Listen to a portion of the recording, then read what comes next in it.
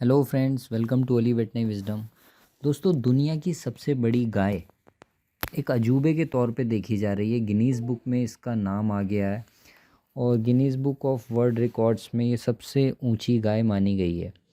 Canada की ये गाय है। जो भी इसका नाम है, जिसकी भी इसकी ओनरशिप है, हमारे लिए ये कैसे मतलब एक डिस्कशन का विषय बन सकती है और हम इससे क्या सीख सकते हैं, इसके लिए ये वीडियो मैंने बनाया है। हालांकि इन चीज़ों की तरफ जो थोड़ी सी हैरान कर देने वाली चीज़ें होती हैं, इसकी तरफ पब्लिक ज़्यादा जाती है। एंटरटेनमेंट टाइप से लोगों को अच्छा लगता है। वो वीडियो मैं दिखा चुका हूँ आपको कि किस तरीके से इतनी बड़ी गाय दुनिया में है और इस पे और काम चल रहा है, इसकी जेनेटिक्स पे और काम चल रहा है। लेकिन हमारे काम की क्या बात है, क्योंकि आप लोगों को पता है कि एली वेटनरी विजडम हमेशा डीप में जाके चीज़ों को स्टडी करते हैं और आपके लिए एक इम्पॉर्टेंट इन्फॉर्मेशन, जो प्रैक्टिकल इन्फॉर्मेशन होती है, वो लाकर देने की कोशिश करते हैं ताकि आपकी प्रोडक्टिविटी बढ़े और एनिमल वेलफेयर के ऊपर थोड़ा काम करें, उसको रख रखाव के ऊपर,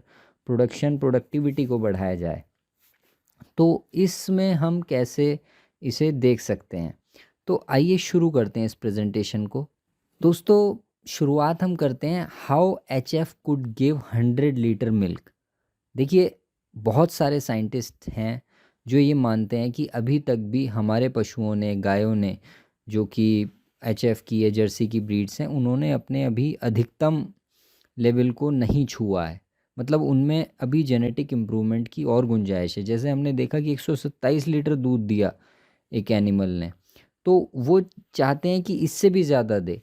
मतलब हमारे लिए जेनेटिक्स कोई मसला नहीं है, जेनेटिक्स तो उसकी और इम्प्रूव होती चली जाएगी। मसला है, लिमिटेशन जो है वो न्यूट्रिशन और मैनेजमेंट के लिमिटेशंस हैं, जो उन एनिमल्स को उतना परफॉर्म करने से रोकते हैं जितना वो कर सकते हैं। तो दोस्तों, यहाँ पर पहली स्लाइड में आपको दिख रहा है कि एक सवाल है कि आपके मोबाइल में सैकड़ों ऐसे फीचर्स होंगे जो आप लोग नहीं जानते हैं। ठीक है, जो मॉडर्न गैजेट्स हैं, जैसे आपका, अगर आप मान लीजिए 40-45 साल की उम्र में है, तो आप मोबाइल को या तो यूट्यूब देखने के लिए इस्तेमाल करते होंगे, या पेटीएम, व्हाट्सएप या कॉलिंग के लिए इस्तेमाल करते होंगे। लेकिन एक जो बच्चा होगा आपके घर में, वो आपसे ज़्यादा फंक्शन उसके जानता होगा। तो मॉडर्न गैजेट्स में जितने ज़्यादा फंक्शन उसके आपको पता होंगे, उतने अच्छे से आप उसका इस्तेमाल कर पाएंगे। तभी आप उसका फुल पोटेंशियल, मतलब पैसा वसूल कर सकते हैं, जब आपको उसके सब फंक्शंस पता हों। बताने का मकसद ये है कि बहुत से ऐसे पोटेंशियल फीचर्स होते हैं मॉडर्न मतलब गैजेट्स में, जो हमें नहीं पता होते। तो ऐसा ही एच एफ काउज में भी है। तो जो एनालॉगी मैं देना चाह रहा था वो यही है कि आप अगर एच एफ काउस को देखेंगे, उसके अंदर भी कई सारे ऐसे फीचर्स हैं जो हमें या हमारे फार्मर्स को बहुत ज़्यादा उसके बारे में नहीं पता है। तो उसी के बारे में हम जानने की यहाँ पर कोशिश करेंगे। तो दोस्तों, ये ऑडियो है, इसे ध्यान से सुनिए आप। ये लगभग 3 मिनट का ऑडियो है। हमारे एक स्टूडेंट हैं जिन्होंने डेयरी ट्रेनिंग बैच, मतलब डेयरी की जो ट्रेनिंग हम ऑनलाइन करते हैं, उसे ज्वाइन किया था, सेकंड बैच को। और फिर उनके यहाँ इम्प्रूवमेंट आया, मतलब इसी से रिलेटेड है ये। तो इसे सुनिए। हेलो दोस्तों, मेरा नाम संदीप कुमार उपाध्याय है। मैं कृष्णा, छोटा सा एक फार्म मेरा है। मैं दोस्तपुर टाउन एरिया से बोल रहा हूँ, जिला सुल्तानपुर, उत्तर प्रदेश से। मेरा एक छोटा सा डेयरी फार्म है, उसका नाम कृष्णा कैटल फार्म है। तो मैं 2016 से अपना डेयरी फार्म का शुरू किया था, मगर 2016 से 2022 तक मैं सच्चाई बता दूं तो आज तक कभी डेयरी फार्म में, अपने इस बिज़नेस में कभी प्रॉफिट पे आया ही नहीं, सिवाय लॉस के। और मैं एक समय ऐसा आ गया था कि अब इस बिजनेस को कहीं ना कहीं छोड़ने के मूड में आ गया था और अपना अल्टरनेट सोच रहा था उसका। लेकिन फिर जो ये डेयरी सर का वीडियो वगैरह तो काफ़ी दिन से देख रहा था, मगर उतना सीरियसली लिया नहीं था मैंने कभी। और भी मैं देखता रहता हूँ यूट्यूब वगैरह बराबर। तो जो इनका डेयरी कोर्स का जब वो ऐड आया, तो मैं तुरंत इस पर वो किया, अप्लाई किया और कोर्स किया 15 दिन वाला, जो इस बार सेकेंड बैच में जो था मैं। तो उसका ट्रेनिंग करने का तो इतना अच्छा मुझे लाभ मिला। लेकिन देखिए, ट्रेनिंग मेन वो नहीं है। ट्रेनिंग जो पढ़ना तो बहुत बड़ी चीज़ है, लेकिन पढ़ने के बाद जो करना वाली बात होती है, वो बहुत बड़ी चीज़ होती है। जैसे पढ़ने के बाद जो प्रैक्टिकल वाली बात होती है, तो उसके लिए गुरु का बहुत, अब सर का इतना हेल्प है मुझे कि जैसे जब भी मुझे जैसा भी पूरा सपोर्ट पूरा करते रहते हैं वो। और जैसे ट्रेनिंग करना ही बड़ी बात नहीं है, उसमें सर का साथ बहुत ज़रूरी है उसमें। तो अब सर से जैसे पूरा मैं अपना ट्रांजिशन मैनेजमेंट करवाया, उसके बाद अभी मेरी गाय काविंग हुई, उनका प्रोटोकॉल है अपना, सब फीडिंग मैनेजमेंट उन्हीं के माध्यम से करवा रहा हूँ। तो इस गाय का पिछले फर्स्ट लैक्टेशन में इसका दूध जो है मेरे यहाँ पे नहीं थी, ये गाय लीटर पीक पे गई थी ये फर्स्ट में। सेकंड में ये गाय मेरे यहाँ पे 19 लीटर पीक पे आई थी, वो भी 1.5 महीने काविंग के बाद। और इस बार थर्ड लैक्टेशन में ये गाय मेरे यहाँ मैनेजमेंट अच्छा से हुआ और सर का आशीर्वाद।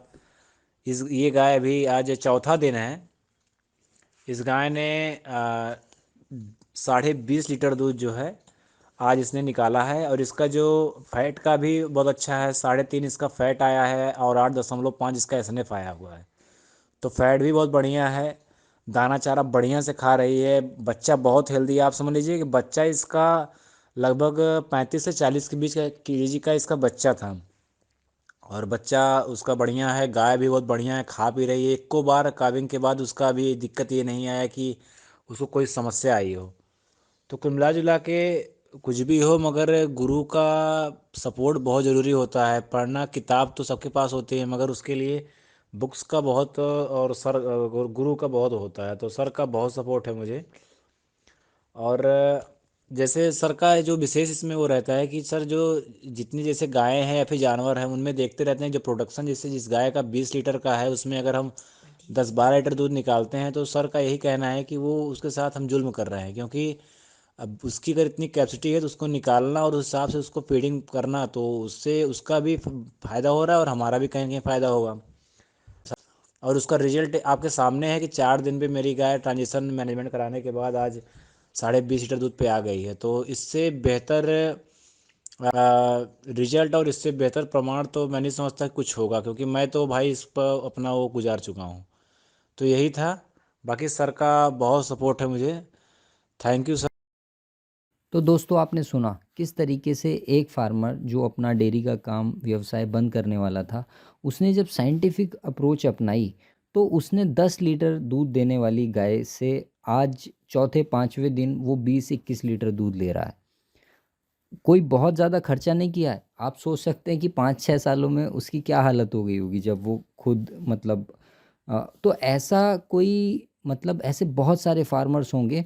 और ख़ास तौर से जो हमारा ईस्टर्न इंडिया है, जैसे जैसे हम पंजाब हरियाणा की तरफ से ईस्ट में जाते हैं, तो एनिमल की प्रोडक्टिविटी, उनका रख रखाव, उनका मैनेजमेंट, उनसे रिलेटेड नॉलेज वो सब काफ़ी कम होता चला जाता है, जिसकी वजह से हमारे जो ऐसा नहीं है कि मतलब जो बिहार में या यूपी ईस्ट में जो एनिमल्स हैं उनके अंदर इतना पोटेंशियल नहीं है, या एमपी के अंदर जो एनिमल्स हैं, उड़ीसा के अंदर एनिमल्स हैं, उनके अंदर इतना पोटेंशियल नहीं है। वो भी पंजाब जैसा परफॉर्म कर सकते हैं, लेकिन पंजाब में और बाकी स्टेट्स में जो फ़र्क है, एक तो फीड का फ़र्क है, वहाँ बहुत फर्टाइल लैंड है। और सबसे बड़ा जो फ़र्क है वो है एजुकेशन और अवेयरनेस का। वो लोग बहुत प्रोग्रेसिव होते हैं। तो उनके भी लिमिटेशंस हैं हालांकि, लेकिन अगर कोई साइंटिफिक अप्रोच करता है फॉलो, तो वो काफ़ी आगे जा सकता है। तो दोस्तों हमारे जो एनिमल हैं उन्हें अंडर एस्टिमेट किया जाता है। ये ऑडियो बताने का मकसद ये नहीं था कि आप लोग मेरी तारीफ़ सुने या करें, उससे मुझे मतलब नहीं इतना फ़र्क पड़ता है। क्योंकि मेरा मकसद जो है वो ये है कि हम लोग सब मिलके, जो मेरा काम है चीज़ों को पढ़ना और अपने एक्सपीरियंस से उसे देखना और आपको बताना, आपके यहाँ प्रोडक्टिविटी को इम्प्रूव करना, एनिमल की कंडीशन को इम्प्रूव करना, और आपका काम है मतलब वो फूड को मार्केट में लेकर जाना। तो हम इन सब चीज़ों से एंटीबायोटिक रिडक्शन कर सकते हैं, एंटीबायोटिक का यूज़ कम कर सकते हैं, अपनी रिसोर्सेज को एफिशिएंटली यूटिलाइज़ कर सकते हैं। तो हमारे यहाँ मतलब प्रोडक्शन बढ़ेगा, तो जाहिर सी बात है नेशनल मतलब इनकम बढ़ती है, तो एक प्रोस्पेरिटी आती है। तो वही मकसद है। तो दोस्तों हमारे जो एनिमल हैं उन्हें अंडर एस्टिमेट किया गया है और अंडर यूटिलाइज्ड हैं। उसकी एक वजह ये है कि हमारे पास, हमारे फार्मर्स के पास उतनी नॉलेज और अवेयरनेस नहीं है जिससे वो अपने एनिमल्स का फुल पोटेंशियल यूटिलाइज कर सकें, ये देख सकें। उन्हें एक्चुअली पता ही नहीं होता है कि एनिमल कितना कर सकता है। अभी आपने देखा कि 10 लीटर वाला एनिमल सिर्फ हफ्ते भर के अंदर 21 लीटर पे आ गया, जिसने पिछली बार मतलब 2 ब्यात पहले सिर्फ 10 लीटर तक दूध दिया था। तो आप अंदाज़ा लगा सकते हैं उसने 100% इम्प्रूवमेंट किया अपने आप में। और अभी ये एनिमल, मैं दोबारा इसमें वीडियो बनाऊंगा, मुझे पूरी उम्मीद है जब ये अपना पीक अचीव करेगा तो ये 32 लीटर पे होगा उस टाइम। और इसके अंदर ना रिटेन फीटल मेम्ब्रेन की मतलब प्रॉब्लम है, ना मेस्टाइटिस की इस समय प्रॉब्लम है, ना कोई मिल्क फीवर की, ना कीटोसिस की, कोई इसके अंदर इस टाइम प्रॉब्लम नहीं है। तो ज़्यादातर फार्म्स जो होते हैं वो बंद इस वजह से हो जाते हैं, मतलब after wasting the precious environment resources, मतलब जो उनकी रिसोर्सेज हैं उन्हें वेस्ट करने के बाद बंद हो जाते हैं। क्यों हो जाते हैं? क्योंकि वो साइंटिफिक अप्रोच नहीं अपनाते हैं। एक फार्मर हैं हमारे, वो बहुत अच्छे मतलब मेरे कांटेक्ट में हैं, वो भी मतलब इसी तरीके से पिछले 4-5 सालों से स्ट्रगल कर रहे हैं डेयरी के साथ, लेकिन उन्होंने भी कोई प्रॉफिटेबल काम अभी तक नहीं किया है। उन्होंने भी ट्रेनिंग ज्वाइन की थी इसी उसमें कि भाई अपना डेयरी को एक बार और रिवाइव करने का उन्होंने सोचा। तो उन्होंने मुझे बताया कि जब पहली बार अपना एनिमल लेकर आए तो उन्होंने उसमें से दूध निकाला अपने एनिमल में से, तो उसमें एक छींचड़ा आया। मस्टाइटिस थी उस एनिमल को, लेकिन इन्हें लगा कि वो मलाई है। तो ये खुश हो गए ये सोच के कि मतलब ये तो एनिमल इतना बढ़िया है कि इसके दूध में वैसे ही मलाई आ रही है। तो इस टाइप की अगर लोगों में नॉलेज है तो वो नहीं मतलब उस चीज़ को हार्नेस कर सकते हैं। तो दोस्तों पिछले 2 सालों में मतलब लोगों के साथ अपने एक्सपीरियंस से, किताबों से और आप जैसे फार्मर्स के साथ मैंने कुछ चीज़ों पे रिसर्च की और कुछ तरीके बताए, कुछ प्रोटोकॉल्स बताए। लेकिन कोई भी ऐसा प्रोटोकॉल नहीं है कि मैं यहाँ पर आपको बता दूँ इससे आप कॉपी करके फॉलो करें और आपके यहाँ इम्प्रूवमेंट आ जाए। हर एक जगह हर एक एनिमल अलग अलग होते हैं, फीडिंग मतलब स्ट्रेटजीज़ अलग अलग होती हैं, फीडिंग इंग्रेडिएंट्स अलग अलग होते हैं। तो इसकी वजह से क्या होता है कि हमें हर एक फार्म के लिए एक अलग स्ट्रेटजी बनानी पड़ती है। और ये मैं दावे के साथ कह सकता हूँ बात कि जो भी एनिमल्स हमारे यहाँ इस समय हैं, जो क्रॉस ब्रेड एनिमल्स हैं, उनके अंदर बहुत पोटेंशियल है। मतलब उन्हें सिर्फ और सिर्फ 40% तक ही यूटिलाइज़ किया गया है। तो दोस्तों यूरोप और यूएसए क्यों डेयरी में इतना आगे हैं? जो भी इंडिया के अंदर हमने मिल्क प्रोडक्शन, ये जो हमारे जो वाइट रिवॉल्यूशन आया, जो जिसमें मिल्क प्रोडक्शन इतना ज़्यादा बढ़ गया और India number 1 milk producing country बन गया, इसमें यूएसए कैटल जेनेटिक्स का बहुत मतलब एक रोल रहा है। अमेरिका में कैटल इम्प्रूवमेंट जितना हुआ है इतना कहीं दुनिया में नहीं हुआ है। और वहीं की जो कंपनीज़ हैं यहाँ पर अपने सीमेन, बुल्स के सीमेन को लेकर आती हैं और यहाँ पे सेल करती हैं। और ये मतलब पिछले 40-50 सालों से ऐसा हो रहा है जो क्रॉस ब्रीडिंग है। तो आप सोच सकते हैं कि एनिमल कितने इम्प्रूव हो चुके हैं अभी तक। और हर साल वो लोग भी इम्प्रूव करते जा रहे हैं अपने एनिमल। जैसे कि आपने इस वीडियो में भी देखा कि कितनी बड़ी बड़ी गाय बन चुकी हैं, कितना ज़्यादा वो प्रोडक्शन कर रही हैं, 127 लीटर तक दूध दे रही हैं।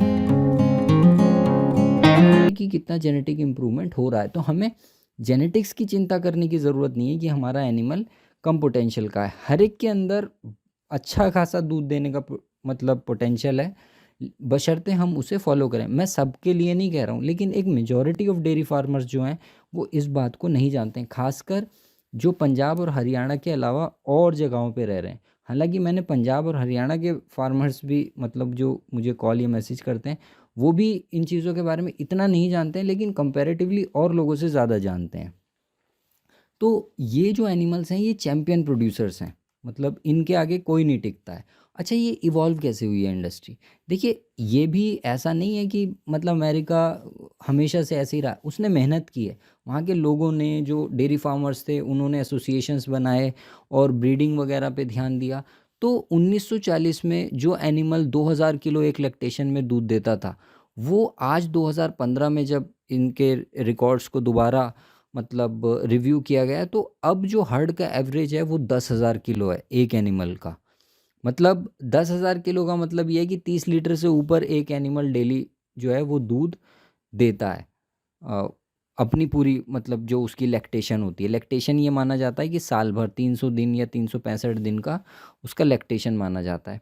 तो एनुअल हर्ड एवरेज कुछ डेयरी फार्म्स में यूएस के अंदर 14,000 लीटर से भी ज़्यादा है पर काव। मतलब हर्ड का एवरेज, और वहाँ पे हर्ड में ऐसा नहीं है कि 2-5 गाय रखी हुई हैं, वो लोग 500-500 गाय रखते हैं एक साथ। तो आप सोच सकते हैं कि जब इतना मिल्क प्रोडक्शन वहाँ पर हो रहा है, तो उन एनिमल्स की जेनेटिक मतलब एक कैपेबिलिटी कितनी होगी, कैपेसिटी कितनी होगी। तो ये एक रिकॉर्ड होल्डर है, इसका नाम गोल्ड, माई गोल्ड करके इस काऊ का नाम है। और इसने अपनी एक ब्यात में 35,000 किलो दूध दिया दोस्तों। मतलब 365 दिन के अंदर इसने 35,000 किलो से ज़्यादा दूध दिया। 906 किलो फैट एक साल में हासिल किया, मतलब घी कह सकते हैं आप उसे। और 934 kilo true protein. Can you imagine, अगर इंडिया में इसकी वर्थ लगाई जाए ना, कि इंडिया में अगर ये इतना प्रोडक्शन होता, तो 12 लाख रुपए का इनकम हुई एक गाय से।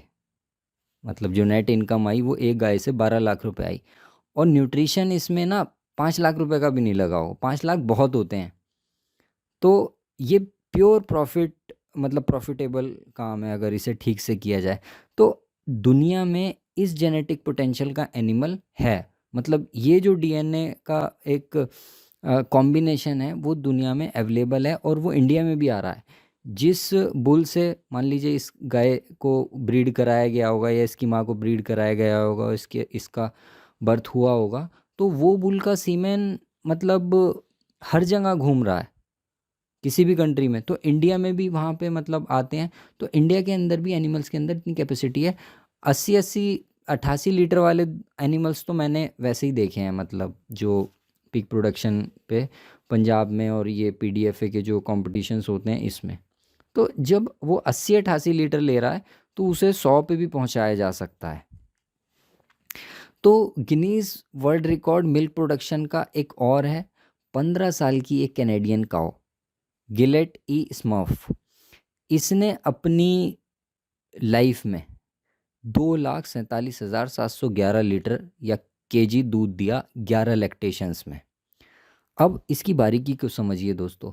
देखिए, वीडियो मेरी थोड़ी सी बोरिंग हो जाती है, क्योंकि मैं बहुत डीप जाके चीज़ों को एनालाइज करके, रिसर्च करके कुछ पॉइंट्स लेके आता हूँ। तो वही लोग टिकते हैं जिन्हें असल में नॉलेज चाहिए होती है, जिन्हें कुछ सीखना होता है। तो उन्हीं लोगों के लिए वीडियो बनाता भी हूँ। तो दोस्तों, ये बारीक पॉइंट आप समझिए कि 2,47,711 किलो दूध इस गाय ने दिया, जिसकी यहाँ पर तस्वीर आपको दिख रही है, 11 लैक्टेशंस के अंदर। तो 15 साल की उम्र में 15 साल की ये काऊ रही है, और 11 लैक्टेशंस, तो दो लैक्टेशन के बीच में कम से कम 14 महीने का फासला होता है। तो मतलब इसकी फर्टिलिटी भी इतनी अच्छी रही कि इसने 11 बार ब्याई है इतना दूध देने के लिए। इतना दूध देने के बाद भी 11 बार इसने मतलब कंसीव किया और सक्सेसफुली काफ को डिलीवर किया।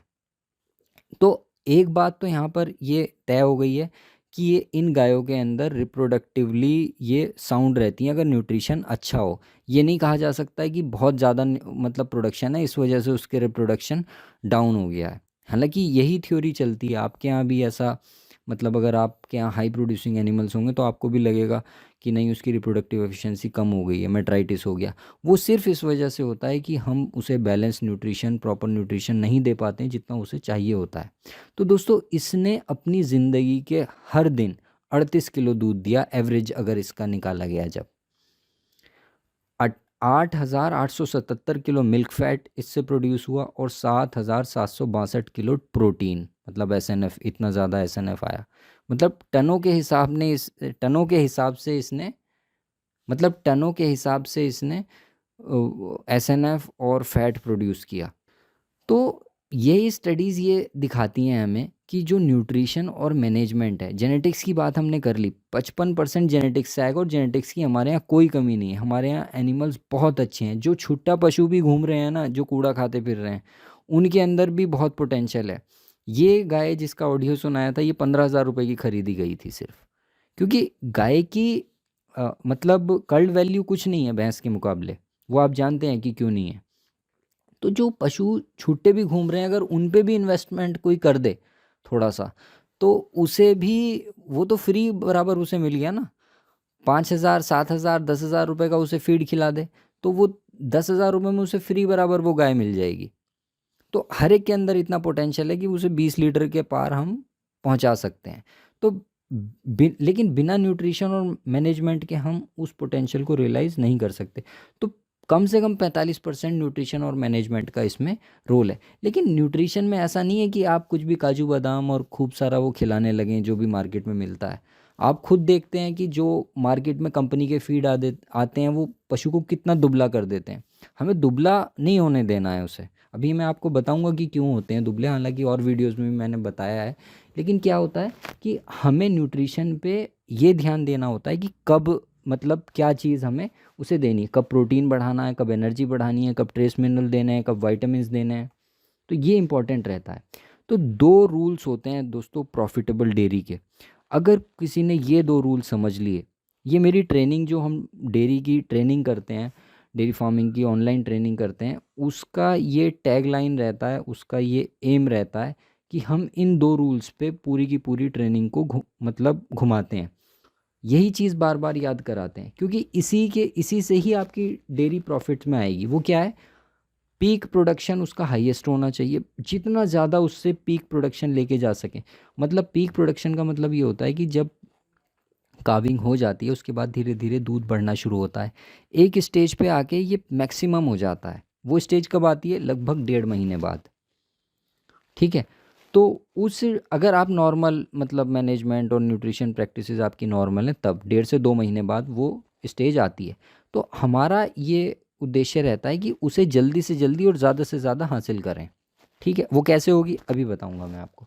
दूसरा क्या होता है कि परसिस्टेंसी। एक बार जब वो उस पीक पे, उस हाइट पे पहुंच जाता है मिल्क प्रोडक्शन, तो वहाँ पर बना रहे, वहाँ से एकदम तुरंत गिरे ना। होता क्या है कि आप गए मान लीजिए किसी स्टेट में पर्टिकुलर, और वहाँ से एनिमल लेके आए, या किसी शहर में गए एनिमल लेके आए, वहाँ पे एनिमल दे रहा था 20 लीटर दूध, उसे बेचा ही तब गया है जब वो 20 लीटर दूध पे आ गया होगा, है ना। तो आप अपने यहाँ लेके आए, तुरंत आते के साथ ही उसने स्ट्रेस की वजह से उसका वेट डाउन हो गया, और उसकी वजह से वो 16 लीटर पे रह गया, और उसके बाद वो आगे बढ़ा ही नहीं। तो ये सब हमें नहीं करना है। तो हमें परसिस्टेंसी मेंटेन करके रखनी होती है कि एनिमल दूध तो ज़्यादा दे लेकिन वहाँ पे बना रहे। तो ये 2 रूल्स हैं। तो इसमें क्या है, मतलब ये जो एम है पीक प्रोडक्शन हासिल करने का, ये कैसे अचीव होता है? तो दोस्तों 2 चीज़ें होती हैं। एक तो बॉडी कंडीशन होती है जो एनिमल की, उसके अंदर फैट है, प्रोटीन है, और जो भी चीज़ें होती हैं। पशु के अंदर ये एबिलिटी होती है कि वो उसे मोबिलाइज करता है एनर्जी की कमी को पूरा करने के लिए। दूसरी एनर्जी कहाँ से आती है? फीड में से आती है, उससे दूध बनता है। पीक प्रोडक्शन पे अगर हमने 1 लीटर भी दूध एक्स्ट्रा अचीव कर लिया, तो 200 लीटर का पूरी लैक्टेशन में हम ज़्यादा मिल्क प्रोड्यूस कर सकते हैं। मतलब अगर 16 लीटर दूध हो रहा है, तो हम 3200 लीटर दूध अपने एनिमल से ले लेंगे। पीक प्रोडक्शन उसका 16 था, तो हमें टोटल लैक्टेशन में लगभग अराउंड 3200 लीटर दूध मिलेगा। अगर पीक प्रोडक्शन 17 हो जाता है, तो वो 3400 लीटर हो जाता है। तो हम पीक प्रोडक्शन और परसिस्टेंसी पे काम करना होता है अगर हमें डेयरी फार्मिंग को अपनी सक्सेसफुल बनाना है। तो ये अचीव कैसे होती है दोस्तों? वैसे तो डेयरी कैटल को बहुत चीज़ों की रिक्वायरमेंट रहती है, चाहे वो भैंस हो या फिर वो गाय हो, उनकी एनर्जी नीड्स एक जैसी रहती हैं, और एक ही काम के लिए वो एनर्जी यूटिलाइज होती है। उसका मेन पर्पस होता है मिल्क प्रोडक्शन। ठीक है। जिंदा तो वो है ही, अगर आप उसे भूसा भी देते रहेंगे तब भी कुछ नहीं, उसे वो कहीं नहीं जाने वाली एनिमल, जिंदा रहेगा वो। लेकिन हम उसे फीड कराते हैं प्रोडक्शन के लिए। तो एनर्जी की जो नीड्स होती हैं, 3 नीड्स होती हैं उसकी। सबसे पहला होता है बॉडी की मेंटेनेंस। मेंटेनेंस का मतलब है उसका दिल धड़क रहा है, वो डाइजेशन कर रहा है, किडनी काम कर रही है, हार्ट काम कर रहा है, ब्रेन काम कर रहा है। तो मेंटेनेंस कुछ रिक्वायरमेंट एनिमल की होती हैं। अब ये मेंटेनेंस रिक्वायरमेंट कैसे चेंज होती हैं लो प्रोड्यूसिंग और हाई प्रोड्यूसिंग एनिमल में, इसके लिए अलग वीडियो बनाऊंगा। यहाँ पर आपको ये बात नहीं बताऊंगा क्योंकि इससे कन्फ्यूज़न थोड़ा क्रिएट हो सकता है। दूसरी जो इसकी नीड होती है वो मिल्क प्रोडक्शन की नीड होती है, मिल्क प्रोड्यूस करने के लिए एनर्जी चाहिए। तीसरी नीड होती है ग्रोथ की। ग्रोथ कब होता है? जब हमारी हीफर पहली बार ब्याती है, बछड़े को जन्म देती है, तो उस टाइम वो ग्रो हो रही होती है, तो हमें उसका भी ध्यान रखना पड़ता है। तो जब हीफर का राशन कैलकुलेट किया जाता है तो तीनों चीज़ों को लिया जाता है। अगर तीसरी मतलब ब्यात है एनिमल की, तो उसमें ग्रोथ होनी उसकी बंद हो जाती है, वो अपने मैच्योर बॉडी वेट पे पहुंच चुकी होती है, तो ग्रोथ का हम एनर्जी कैलकुलेट नहीं करते हैं। तो ये एनर्जी जो इन तीनों चीज़ों में जाती है, ग्रोथ के लिए भी एनर्जी जाएगी, फीड तो एक ही खा रही है ना एनिमल, तो एनिमल के अंदर एक ऐसा सिस्टम मतलब उसकी जेनेटिक्स द्वारा, सिलेक्शन द्वारा डेवलप कर दिया गया है। कुदरती था लेकिन इसे और बढ़ा दिया गया है सिलेक्शन से और जेनेटिक्स से। इसमें क्या होता है कि एक पार्ट बॉडी मेंटेनेंस की तरफ जाता है, एक मिल्क प्रोडक्शन की, एक ग्रोथ की तरफ। तो इस सिस्टम को कहते हैं पार्टीशनिंग, न्यूट्रिशन पार्टीशनिंग। ठीक है।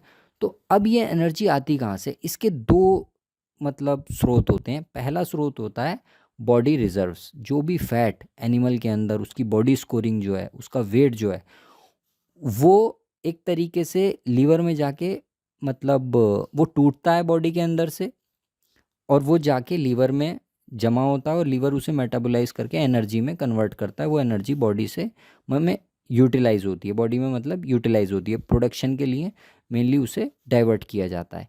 दूसरी एनर्जी कहाँ से आती है? लेकिन ये जो बॉडी रिजर्व वाला पार्ट है, ये बहुत ज़्यादा नहीं होता है। एक दिन में एक एनिमल 500 से लेके 1 किलो तक अपना वेट, या बहुत हुआ बहुत बड़ा एनिमल अगर है, 650 650 किलो का एनिमल है, तो वो 1.5 किलो तक भी अपना वेट लूज़ कर सकता है एक दिन में। दूसरा क्या होता है? फीड से आती है ये एनर्जी। ठीक है। तो आप सोच सकते हैं कि एक एनिमल जो 650 किलो का है, 30 लीटर दूध दे रहा है, तो उसकी जो एनर्जी रिक्वायरमेंट्स हैं वो ह्यूज होती हैं। मतलब एक हाथी से भी ज़्यादा रिक्वायरमेंट्स होती हैं इसकी। लगभग 46-47 मेगा कैलोरी एनर्जी, इतनी रिक्वायरमेंट्स एक काऊ की मतलब देखने में मिलती हैं हमें। तो दोस्तों, इतनी एनर्जी रिक्वायरमेंट अगर है एनिमल की, तो वो कहाँ से उस दूध को प्रोड्यूस करेगा? जाहिर सी बात है 1-1.5 किलो वो अपना वेट लूज़ कर सकता है, लेकिन बाकी कहाँ से आएगा? बाकी आएगा फीड इनटेक से। ठीक है। तो ये दोनों चीज़ें जो बॉडी रिजर्व हैं और फीड इनटेक है, ये साइमल्टेनियसली काम करते हैं। जैसे आपकी गाड़ी है, उसके अंदर रिज़र्व भी एक है, रिज़र्व में भी थोड़ा पेट्रोल रहता है, आपकी मेन टंकी में भी थोड़ा पेट्रोल रहेगा। तो वो जो रिज़र्व्स हैं, बिना रिज़र्व के गाय की गाड़ी नहीं चलती। अगर बॉडी कंडीशनिंग ठीक नहीं होगी तो वो एनिमल अपने आप को मेंटेन नहीं कर पाएगा। जब उसे पीक मतलब एनर्जी की नीड होगी, धीरे धीरे उसका प्रोडक्शन बढ़ता है ना, तो एनर्जी की रिक्वायरमेंट बढ़ने लगती है। तो गाय क्या करती है, इनको जेनेटिकली इस तरीके से सेलेक्ट किया गया है, बनाया गया है कि गाय अपनी बॉडी के रिजर्व्स को मोबिलाइज करती है मिल्क प्रोडक्शन को बनाए रखने के लिए। और जो जिन गायों को ठीक से नहीं खिलाया जाता है, वो अपना वेट लूज़ करती हैं, और लगभग 50 किलो तक वेट लूज़ कर देती हैं पोस्ट काविंग, 1 महीने के अंदर अंदर। तो अगर उसने 50 किलो वेट लूज़ कर दिया, तो अब ये मान लीजिए कि वो अब दोबारा 3 महीने में तो नहीं आएगी हीट में, और हीट में नहीं आएगी तो वो प्रेग्नेंट नहीं होगी, प्रेग्नेंट नहीं होगी तो इनफर्टिलिटी में चली जाएगी।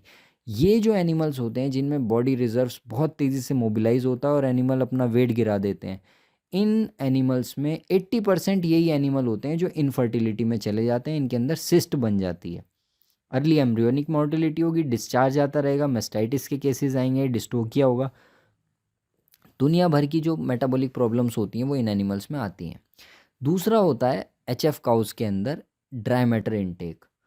हालांकि काविंग के बाद ड्राई मैटर इनटेक लो होता है, उसकी वजह क्या होती है? कई सारी वजहें होती हैं, एनर्जी की कमी होती है, रूमेन छोटा हो गया होता है, हाइपोकैल्सीमिया होता है, तो इस वजह से एनिमल का ड्राई मैटर इनटेक कम होता है। लेकिन उसकी इनहेरेंट कैपेसिटी बहुत ज़्यादा होती है दाना चारा खाने की।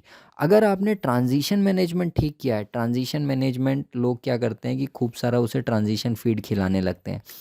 आजकल ट्रांजिशन फीड खिलाना एक फैशन बन गया है कि हमने ट्रांजिशन फीड खिलाया। अब मैं लोगों के ट्रांजिशन फीड मतलब वो बोलते हैं कि सर ट्रांजिशन फीड खिला रहे हैं, हम खुद ही बना रहे हैं। अब देखता हूँ तो उसमें कोई ट्रांजिशन फीड वाला कैरेक्टर होता ही नहीं है। तो उन्हें लोगों को एक मतलब वहम हो गया है ट्रांजिशन फीड को लेके। तो वो कैसे चेक कर सकते हैं कि ट्रांजिशन फीड काम कर रहा है या नहीं कर रहा है? एक सिंपल इक्विपमेंट से आप उसे चेक कर सकते हैं। 1500 रुपये 2000 रुपये का वो इक्विपमेंट आता है, उससे आप चेक कर सकते हैं कि आपका ट्रांजिशन फीड काम कर रहा है या नहीं कर रहा है। और नहीं कर रहा है तो उसे कैसे इम्प्रूव किया जा सकता है, ये दूसरी वीडियो का, किसी और वीडियो का में हम इसे देखेंगे। लेकिन यहाँ पर ये देखते हैं कि फीड इनटेक जो होता है, एक 600 650 किलो का एनिमल लगभग 20 किलो ड्राई मैटर तक खा सकता है। ड्राई मैटर का 20 किलो ड्राई मैटर का मतलब ये है कि 30 kg हरा, 8 kg के करीब आपका भूसा या कोई भी घास वगैरह, सूखी घास, और इसके अलावा 12 kg तक उसे कंसंट्रेट दिया जाता है। तभी वो इतना दूध सस्टेन करता है कि वो 30 लीटर तक चला जाए। लेकिन मार्केट में मिलने वाले जो भी फीड आते हैं, जो फीड मिलर्स बनाते हैं, कंपनियां बनाती हैं, इनके बारे में तो कुछ हम नहीं कहें तो बेहतर है, क्योंकि चीज़ें इतनी महंगी हो गई हैं, ये भी चाह के भी नहीं डाल सकते हैं, बहुत महंगी हो गई हैं। और आपको चाहिए होता है 20 रुपये में, 22 रुपये में फीड, फार्मर को 20-22 रुपये में चाहिए होता है, तो वो क्या दे सकता है आपको? जब चावल की जो भूसी है, जो लीटर है, जो मुर्गी के बिछावन में यूज़ करते थे, वो 10 रुपये किलो मिल रहा है मार्केट में। तो आप सोच सकते हैं कि लकड़ी की तरह वो होता है, लेकिन वो भी इतना महंगा है, तो कोई क्या दे सकता है आप लोगों को? तो खैर वो एक अलग मैटर है। लेकिन इसे अगर आपने इतनी एनर्जी इसकी फुलफ़िल कर दी, तो फिर ये एनिमल कहीं नहीं जाएगा। ये आपको इतना दूध देगा जितना आपने सोचा भी नहीं होगा। मतलब जितना आप सोचेंगे कि भाई इतना प्रोडक्शन में हासिल कर लूँ, उससे भी 2 गुना देगा अगर आपने ये चीज़ें इसकी फुलफ़िल कर दी, वो नीड्स फुलफ़िल कर दी। सिर्फ़ 21 दिन का खेल है।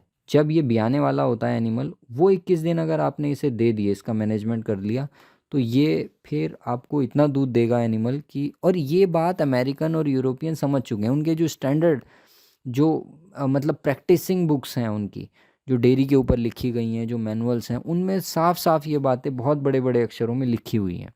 तो आप सोच सकते हैं कि इसकी जो एनर्जी रिक्वायरमेंट्स हैं, वो लगभग 650 किलो की एक काऊ की रिक्वायरमेंट्स हैं, लगभग 30 लीटर जो दूध दे रही है, 47 मेगा कैलोरी। और एक फुटबॉलर एथलीट जो मतलब प्रैक्टिस भी करता है और 1.5 घंटे का गेम भी खेलता है, 90 और 90 मिनट का गेम होता है ना शायद, 45-45 मिनट का गेम होता है, तो उसमें कितना भागते हैं फुटबॉल के खिलाड़ी से ज़्यादा तो कोई नहीं भागता है, सबसे ज़्यादा एनर्जी इन्हीं की खर्च होती है। तो वो भी maximum 3.2 mega calorie energy use करता है ना? तो आप सोच सकते हैं कि ये जो एनिमल है, ये कितना मतलब मार्वलस है। ये मतलब एक जेनेटिक्स का एक अजूबा है। तो इसे अगर आप नहीं समझेंगे, इसकी एनर्जी रिक्वायरमेंट्स को नहीं समझेंगे, तो ये आपको बहुत दुःख देगा। अगर आपने इसे समझ लिया और इसके हिसाब से इसकी फीडिंग करनी शुरू कर दी, तो ये इतना सुखी बना देगा डेयरी फार्मिंग को कि जिसकी कोई हद नहीं है। और आज का टाइम जो है, वो इस वजह से ज़रूरी है इसे देखना, क्योंकि आज के टाइम में फ़ीड बहुत महंगा हो गया है ना? एनिमल फ़ीड महंगा होने की वजह से एनिमल वेस्ट हो रहे हैं, जल्दी-जल्दी उनकी कलिंग हो रही है, उन्हें निकाला जा रहा है हर्ड्स के अंदर से। वो कहाँ जाके जमा हो रहे हैं? वो सड़कों पे जाके, रोड्स पे जाके जमा हो रहे हैं, है ना? और हमें फिर अगला एनिमल, फिर उसका भी यही फ़ेट है, उसकी भी यही डेस्टिनी है, उसकी भी यही किस्मत होगी कि वो भी रोड के ऊपर जाके ही खड़ा हो जाएगा। तो दोस्तों, इन चीज़ों को फ़ॉलो कीजिए, इनमें कोई एक्स्ट्रा खर्चा नहीं होगा आपका। ये जो मैंने बातें बताई हैं, इनमें मतलब अगर आप मान लीजिए 10 रुपये खर्च कर रहे हैं, तो हो सकता है 12 या 13 रुपये आपके खर्च होने लगें। लेकिन जो रिटर्न मिलेगा आपको, वो आपके पशु के रूप में मिलेगा और वो आपको प्रोडक्टिविटी के रूप में मिलेगा। अगर 10 रुपये लगा के आप 20 रुपये कमा रहे थे या 15 रुपये कमा रहे थे, तो आप 13 रुपये लगा के कम से कम 26 रुपये कमाएँगे। तो यही तरीका है, इससे ज़्यादा आसानी से मैं इसको नहीं समझा सकता हूँ। और यहाँ पर इस वीडियो को ख़त्म करता हूँ। 2-3 वीडियो मेरे दिमाग में है। एक तो ट्रांजिशन फीड कैसे मतलब काम कर रहा है नहीं कर रहा है वो कैसे देख सकते हैं, मेस्टाइटिस को कैसे चेक कर सकते हैं, काऊ को ड्राई कैसे करना चाहिए, और नेगेटिव एनर्जी बैलेंस जैसा मैंने बताया, अगर बॉडी रिजर्व्स बहुत ज़्यादा मतलब निकल जाते हैं इसके अंदर से तो सिस्ट बन जाती है। सिस्ट को बनने से कैसे रोक रोक सकते हैं, और बॉडी को किस तरीके से पॉजिटिव एनर्जी में रख सकते हैं, तो इसके ऊपर कुछ वीडियोस हम बनाएंगे। कंसल्टेशन के लिए आप dairy feed formulation, liquid calcium gel making के लिए, प्लानिंग और स्ट्रेटेजी, अगर आपका फार्म मतलब नहीं ठीक चल रहा है उसके लिए आप मुझसे कांटेक्ट कर सकते हैं। और एनिमल न्यूट्रिशन के रिगार्डिंग अगर आपको कन्वर्जेशन करनी है, कंसल्टेंसी लेनी है, उसके लिए भी आप मतलब देख सकते हैं। नीचे डिस्क्रिप्शन में सारे लिंक्स दिए गए हैं। पहले प्रॉपर आप व्हाट्सएप पे मैसेज कीजिए, अपना इंट्रोडक्शन दीजिए, बताइए आप क्या करते हैं, है ना। और उसके बाद कंसल्टेशन फ़ीस रहेगी, उसके बाद आप हमसे बात भी कर सकते हैं और सारे एडवाइस भी ले सकते हैं। तो thank you for watching this video. और कैटल सप्लीमेंट्स भी अवेलेबल हैं, डिस्क्रिप्शन में लिंक दिया गया है, आप इसे डाउनलोड करके पढ़ सकते हैं, मंगा भी सकते हैं।